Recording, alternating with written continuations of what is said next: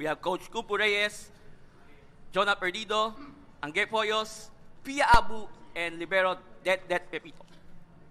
Coach Kupo, congratulations for this victory. What can you say about your team's performance today, especially with a lot at stake? Ano masasabi niyo? First of all, kinu-congratulate ko itong mga player namin na talagang nagtatrabaho para sa team, para sa UST. And siyempre, maganda tong pagpasok ng top 4 kasi nga nanalo kami, malaking panalo yung nangyari ngayong gabi. So yun nga, nakuha namin yung ini-aim namin na hindi lang basta makapasok ng top 4, which is magkaroon kami ng twice to beat advantage. So, hindi naging madali yung mga pinagdaanan ng mga bata, lalo na yung makaharap mo yung defending champion. So again, nagsisimula lang ulit ng another chapter kasi nga nasa Final Four na tayo. Pero again, i-celebrate muna namin yung panalo namin ngayong gabi. Then for the next day, back to hard court. Thank you, Coach Kupo. To that, you have 17 digs and 6 excellent receptions. Mukhang prepared kayo na yung paglaro tonight ni Angel kanino. So, what can you say na ito, nakuha nyo yung twice to beat advantage sa Final Four? What can you say? Siyempre, proud kasi as a young team, talagang hindi namin in-expect na mapupunta kami sa ganitong sitwasyon. And ayun, since nandito na nga, sinasabi ko sa kanila na i-embrace na natin, ipanalo na natin, i-enjoy na natin, i-cherish natin yung every moment na magkasama kami sa court. Yun. Happy lang. Thank you. That to Angge, you had 18 attacks, 3 blocks, 1 service ace, 2 digs, and 2 excellent receptions. So, eto na. Tapos na yung elimination round. Nandito na tayo sa exciting part, yung Final Four. So, what can you say na ito, twice to beat pa kayo sa Final Four and you have the chance na makalaro sa finals. What can you say? Sobrang saya lang po kasi nakuha namin yung twice to beat advantage and talagang nagtrabaho kaming lahat and pinagsipagan namin lahat and ayun nga, nangibabaw yung puso and tapang namin today. Kaya ayun, nakuha namin yung panalo. Thank you to Jonah. You had 18 attacks, 1 service ace, 4 digs, and 3 excellent receptions. So, maganda yung pinakita mo today. What's next sa Final Four? Mabigat pa rin laban kasi Lasal ulit ang kalaban nyo. Your thoughts? Siguro po sa next laban namin is kailangan pa din po namin maging matapang sa laro and kailangan pa din namin mag-communicate inside the court kasi yun yung unang kailangan namin, mag-communicate talaga. Thank you. To Pia, you have 4 of 7 attacks and 1 block. So, quality numbers for you tonight. So, what can you say na yung kumpiyansa na binibigay sa'yo ni Coach Kupo, Pia? What can you say? Ayun po, thankful din po sa coaches kasi yung tiwala na binigay nila sa akin sa pagpasok sa akin sa court. And ayun, sabi nga po ng mga teammates ko, tinabaho naman namin yung kung anong napakita din namin tonight. So, hindi naging madali, pero ayun, nagbunga naman po. Thank you, Pia. Okay, the floor is open for questions. Jonah, like nung first round, maganda rin, A-game mo rin yung lumabas against Lasal. Ano ba yung nagiging mindset mo tuwing nakakalaban mo yung champion team like Lasal? Para sa akin, challenging po sila makalaban kasi nga po, defending champion. And yung mindset ko lang is magtrabaho kasi kailangan ako ng team. And ayun po, nagbunga naman po. And super proud sa teammates ko. Yun nga, next game, Final Four, Lasal ulit. Ano na lang yung aasahan pa ng team sa'yo? Lalo na mas mabigat na labanan na yung Final Four. Siguro po, mag-step up pa din and magtatrabaho.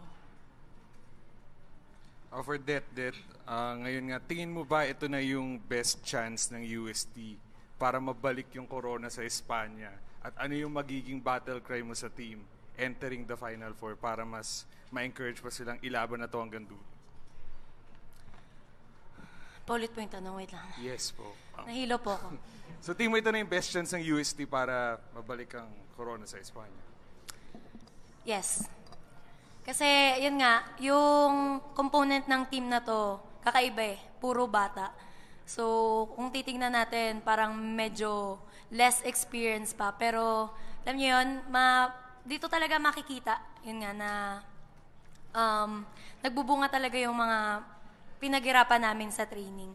And yes, masasabi ko po, this is the best chance talagang mabalik ang crown. And for Coach Kung Fu, ito na po yung pang-walo yung panalo against Coach Ramil. Ano lang po masasabi niyo playing against or competing against a coach like him, and ano po sa tingin niyo yung naging edge niyo ngayong season laban sa team ni Coach Ramil in terms of coaching and yung paglaro po ng team? Actually, hindi ko nabibilang kung ilan kung ilan namin best na tinalo sila kasi hindi yun hindi naman yun ang pinakang paramihan ng ganito o ganyan. Ang inaano ko kasi yung moment na makaharap ko si Coach Ramil. At uulit-ulitin ko lang na player pa ako, Coach Ramil na yan. So wala naman kami bang nilulook up kundi yung Coach Ramil kasi ang ganda ng program and all. Mahirap ipagkibit balikat na sila Sal, mas mas motivated kami pag yung taas ng standard ng team, yung level ng team way back pa hanggang ngayon na malaking bagay sa amin na makaharap namin sila kasi ang dami namin natututunan sa kanila. Angge, kanina malakas yung chance ng crowd of MVP. Siguro for you, ano yung initial reaction mo dun? And for the UST community, ano lang yung may expect nila sa'yo sa first Final Four mo dito sa UAAP? No expectation naman na makuha ko yung award. Bonus na lang siguro yun if makuha ko man. Basta ang importante para sa akin is yung championship. And yun talaga yung pinakaunang goal namin this season. And ayun, thankful ako sa kanila na, ayun nga, nagsisigawan sila kanina.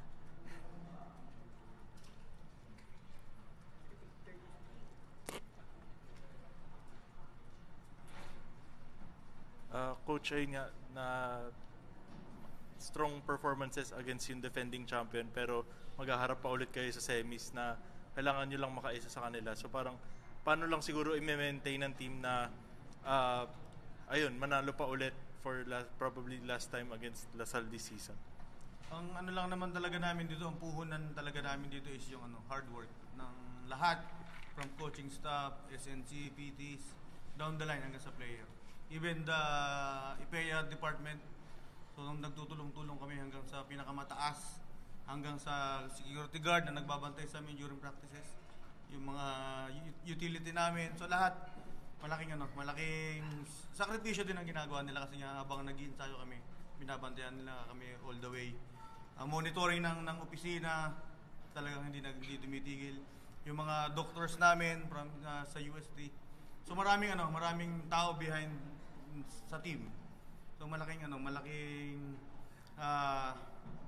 motivation sa amin, especially pagpasok nitong Final Four. So balik lang ulit kami sa hard court kasi again yung puhunan namin hindi naging madali, pero sabi nga ng mga player, sila mismo nakakaramdam is yung output ko, ano yung pinaghihirapan namin. So nakuha namin yung gusto namin papunta ng Final Four, pero nagsisimula lang ulit yung another chapter kung ano yung gusto namin ilagay dun sa history book namin. Coach, lagi nasasabi po yung no expectations from the start of the season po. Pero ngayon, you're the first team po na nakapunta sa Final Four. Then ngayon may twice to beat po. Paano niyo na po i-approach yung Final Four matchup ngayon with the proper mindset? Lang kami. Kasi one goal lang ang gusto namin. So, we are in the same page from top to bottom. So, with that, hindi na kami mahihirapan to maximize kung anong meron kami. Especially yung mga resources namin. Outside sa team, tsaka especially yung UST community. Yan talaga yung backbone namin. Coach, in 2019, nag-finals kayo na may twice to beat, tapos Lasal kalaban nyo. And then this time around, ito same scenario ulit. So, ano yung kailangan gawin nyo para, syempre, twice to beat kayo para hindi masayang yung advantage nyo itong Final Four? Well, yung gaya ng sinabi ko kanina, yung hard work, tsaka yung siyempre yung health condition ng player namin. As long as we are healthy 100%, magpe-perform kami at any cost. Yun naman ang ano nila, yun naman talaga ang pinagtatrabuhan namin. No expectation, pero andito na kami, isasagad na namin. Kasi yun na rin yung yun yung big picture na tinitingnan namin sa ngayon. And to that, ito na, Final Four, so, kumbaga back to zero na lahat. What can you say? Hindi talaga pwedeng mag-celebrate ng todo-todo. Yun. Back to, ayun nga, trabaho talaga kami. And another challenge na naman to na, syempre, kailangan naming i-embrace. And, ayun, masaya kasi malaking experience talaga to. Malaking tulong to para sa ganitong team na rebuilding. And, yun, yung young team. Yun. Okay, with that, congratulations, Coach Kung Fu, Pia, Angge, Jonah, and...